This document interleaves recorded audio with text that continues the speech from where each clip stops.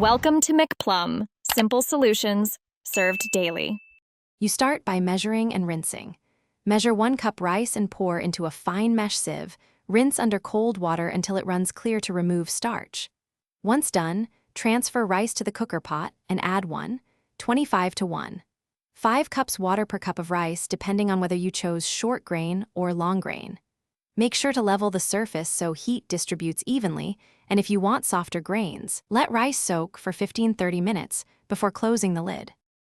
You now set the cooker and begin the cooking cycle. If your pot has internal water lines, match them to the rice level, otherwise rely on the measured ratio you used.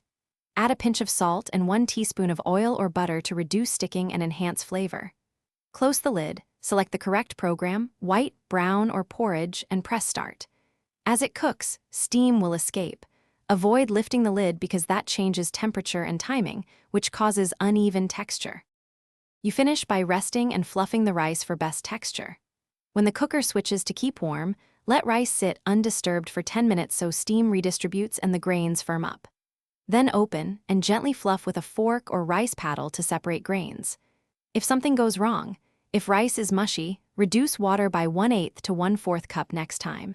If it's dry or undercooked, add 1 to 2 tablespoons of hot water, stir, and let it sit on keep warm for a few minutes. Thanks for watching. Stay juicy and subscribe.